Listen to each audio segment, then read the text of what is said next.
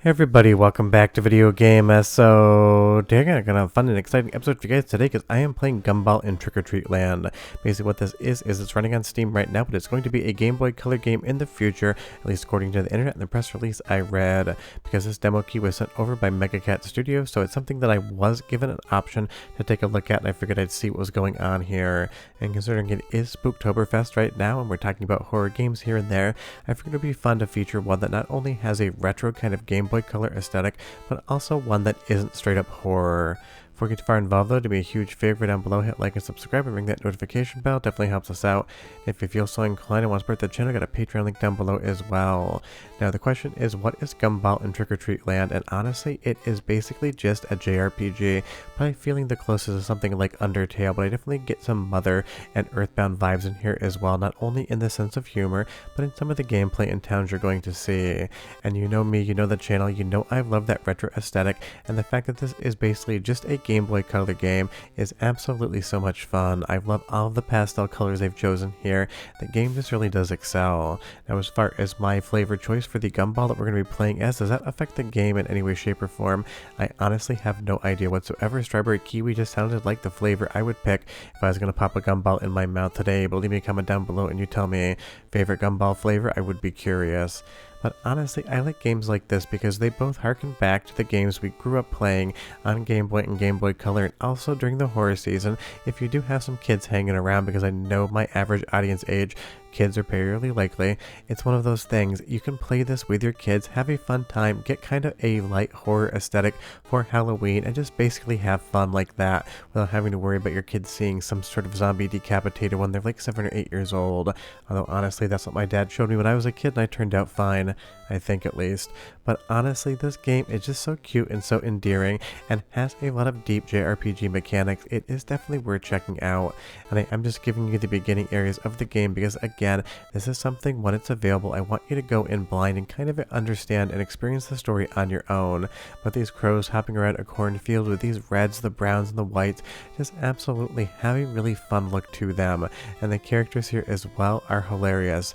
Now why do what looks like a baby Kool-Aid man go into that cornfield?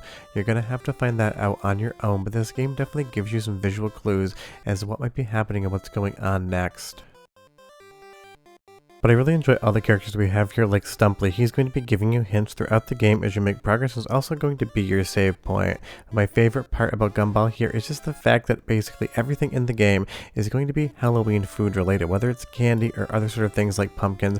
This really does tie in the entire concept of the Halloween season and light horror gaming all in one, basically just being that family-friendly kind of thing. And that is totally fine. Of course, I talk about a lot of different games on the channel when it comes to content, but there's something about these cute, sort of charming titles as well that I absolutely love.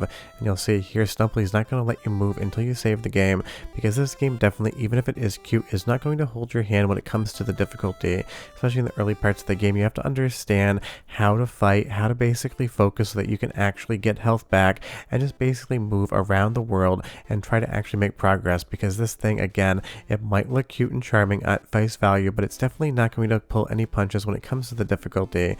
And this candy apple here just says you're not getting in that house, so clearly at some point in time you're going to probably want to get into that house. But this entire candy corn village here, absolutely hilarious, and I have said this in previous videos before, right around the Halloween season, but I will say it one more time.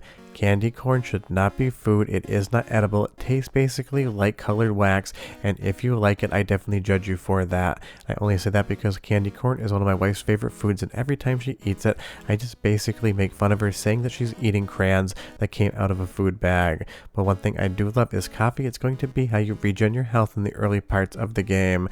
And as we actually try to leave the village here, we're going to get what I assume to be the candy corn mayor, because he has a different color, giving you a couple extra items to go into your first battle.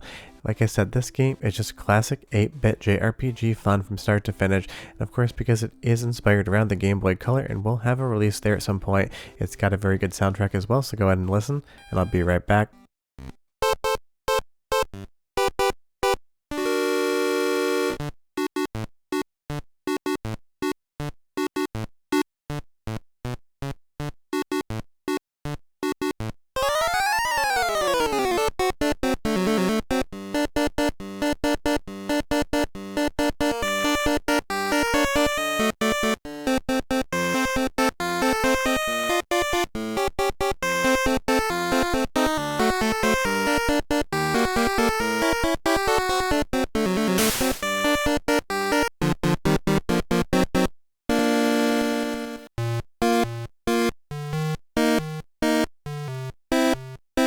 I mean, just some classic beep boop bop chiptune right there, and if you're asking why I call it that, honestly, I think there's 3 notes that you can play in chiptune style 8-bit. You got your beep, you got your boop, and you got your bop. That is a little bit of a joke, but it's always what I've called it, so it's one of those things I'm going to use it in the voiceover.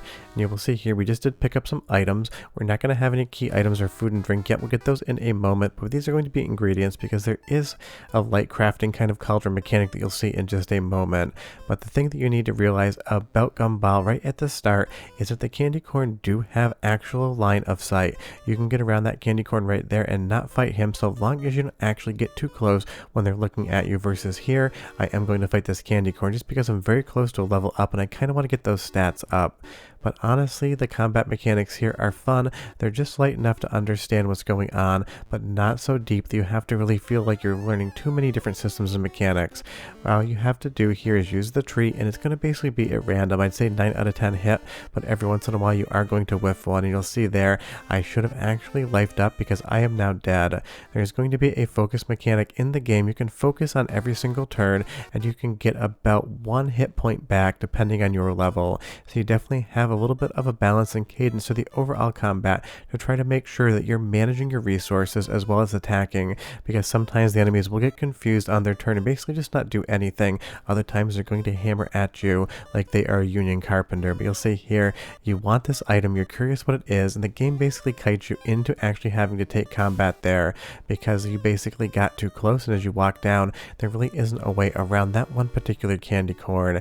And they even make a joke about it that there are some collectibles, and of course you wanted to get them, so now you have to fight them for that actual service. But I do love that it's just a candy corn. Like I said, this game is just so charming and so cute, while at the same time having that core JRPG mechanic. It just works, and you'll see there that candy corn definitely got a little bit befuddled in that turn as well as this next turn. It seems like there's some sort of RNG underneath the actual combat mechanics, so sometimes it is going to come down to a little bit of luck or unluckiness as it were, but that's something that basically every RPG has.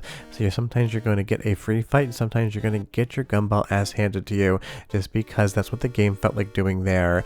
And as I moved about 2 pixels to the right, I ended up in combat again, because these candy corns are definitely spaced out to the point in time where they are trying to get you. But I love that this dude here is babysitting this cat for the owner of the house, and basically saying that he's getting bitten the entire time, because as you look at the cat it says he does seem like a biter. This game has a really fun sense of humor. It's got that fun 8-bit charm and aesthetic and music, and it's going to be about 8 or 10 hours to actually finish up the entire thing. But like I said, right now on Steam it's in demo format, will be coming out soon, and I am just giving you the opening areas of this just to kind of show it off and talk about what is coming, because I do love horror games. I do like talking about them in October, but for every single House of the Dead or Current Evil or other game I talk about that is straight horror and gore, something like Gumball here is just that lighthearted horror fun, kind of like Maniac Mansion back in the day, where you got that aesthetic, but it kind of played around with a little bit of sense of humor at the same time. And we have this cleric rat here is going to give you some information if you spend 5 coins, and it is going to be useful. But I'm going to do one more soundtrack sample, because again, I do love some beep boop bop chip tunes. 35 seconds and I'll be right back with just a little bit more to talk about.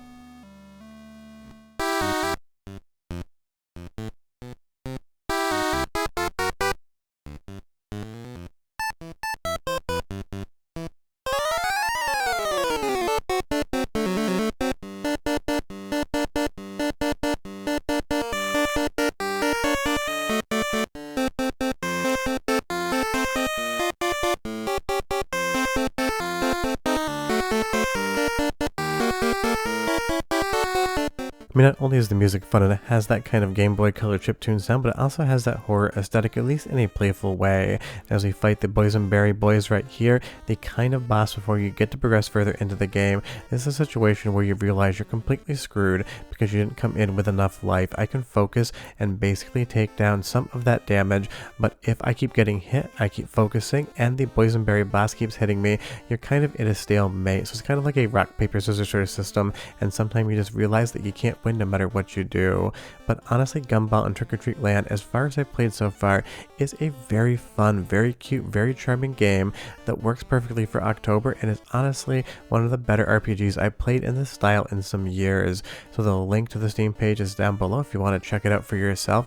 This one would be fun solo. If you like Undertale, you're definitely going to love this one. And if you have some kids that want to play some quote-unquote horror games for Halloween, this has everything covered for you. And honestly, some of these characters could become mascots. But I'll see you guys next time. Bye-bye.